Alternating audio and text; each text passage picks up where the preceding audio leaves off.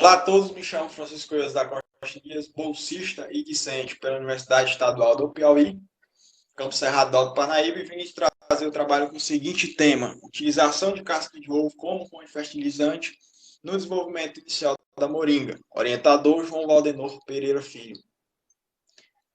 É de sabedoria que a maioria dos solos brasileiros vão apresentar limitações de estabelecimento e desenvolvimento de grande parte das culturas agrícolas, onde a gente tem que cerca de 80% dos produtores rurais vão depender, então, da importação de fertilizantes, onde que a aquisição desses insumos agrícolas, principalmente fertilizantes minerais, vem se tornando cada vez mais dispendiosa. E a gente tem, dentre tantos, problemáticas, como, por exemplo, escassez de fertilizantes, alta de preços de fertilizantes e outras coisas relacionadas a impactos ambientais, aumento populacional que vem ocasionando, então, um aumento de resíduos orgânicos e inorgânicos. E como forma de contornar essa realidade, a gente tem aproveitamento de resíduos orgânicos e inorgânicos, com prática de redução de custos. Está fornecendo nutrientes às plantas de forma economicamente viável, de forma sustentável e ecologicamente correta. A gente pode ter substituição parcial, até mesmo total, de substratos comerciais, como, por exemplo, levando esse contexto de substrato, a gente vê que a eficiência de utilização de substratos eficientes podem, então, estar proporcionando, né, um sucesso de até 60% da implementação de uma cultura, onde a gente tem, como, por exemplo, culturas como a moringa, que é importante devido à sua multiplicidade, seja ela de forma alimentar humana e animal, de interesse agronômico na medicina e na indústria. Isso muito porque suas folhas são ricas em vitaminas, em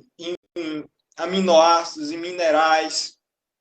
e entre outros. E então o objetivo da gente foi avaliar o desempenho vegetativo da cultura da moringa utilizando esses resíduos, aproveitando esses resíduos através do pó de casca de ovo. Então, nosso objetivo específico foi verificar o desempenho biométrico dessa cultura submetida ao uso da adubação de pó de casca de ovo. Está avaliando a produção de fitomassa fresca e seca da parte aérea. Então, realizar as comparações mediante a diferentes concentrações desses resíduos. Essa pesquisa foi utilizada aí, foi conduzida na Universidade Estadual do Piauí, situada no município de Uruçuí, onde foram coletados casca de ovo para então estar fragmentando e dividindo em diferentes tratamentos, onde esses tratamentos, ambos os tratamentos consistiam de vasos de 5 litros, então, numa proporção de 1:1 entre solo e esterco bovino, e está utilizando então diferentes quantidades de pó de casca de ovo, que variou desde o controle até 200 gramas de pó de casca de ovo, ou seja, desde zero adição de pó de casca de ovo, 50, 100 e 150 até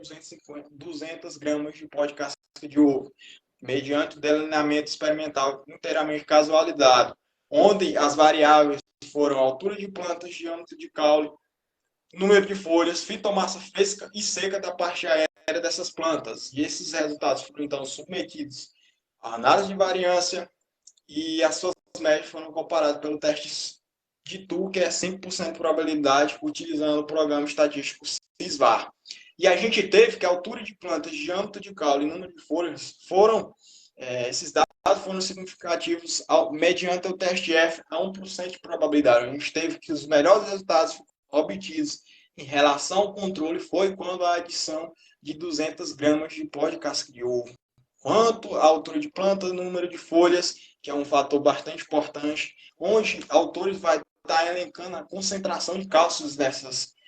nesses resíduos de pó de casca de ovo, que pode então estar sendo explicada pela sua extensão da parede celular, recuperação em caso de estresse e manutenção das membranas celulares, como também na absorção nutricional, onde autores podem estar afirmando que a gente pode estar tendo um aumento de pH e disponibilidade desses nutrientes, e também seu poder neutralizante comparativamente alto, chegando a 86,5%, onde foi verificado, então, um aumento sim no teor de pH, comparação aí, tanto comparando a adição de 200 gramas de pó de casca de ovo em relação ao controle. A gente teve aumento de pH, aumento de teor de cálcio e aumento de saturação por base. Quanto às variáveis de fitomassa fresca e seca, a gente teve que esses dados também foram significativos a 1% de probabilidade. E que ambos os dados foram relatados, que os melhores resultados foram obtidos com a adição de 200 gramas em relação ao controle, ou seja, zero adição. E a gente pode estar correlacionando esse número de folhas, né, com a capacidade fotossintética dessa planta. Esses dados de fitomassa, né, onde a contagem do número de folhas vai fornecer informações sobre a capacidade fotossintética dessa planta. E que também trabalhos, né, sobre diferentes concentrações de pó de casca de ovo e borra de café foram trazendo também resultados positivos, né, conforme a variação, o aumento dessas concentrações. Então, a gente teve como conclusão que as plantas de moringa oleífera vão responder a diferentes dosagens de pó de casca de ovo e que a dosagem máxima de pó de casca de ovo foi a que propiciou os melhores resultados, maiores resultados, na verdade,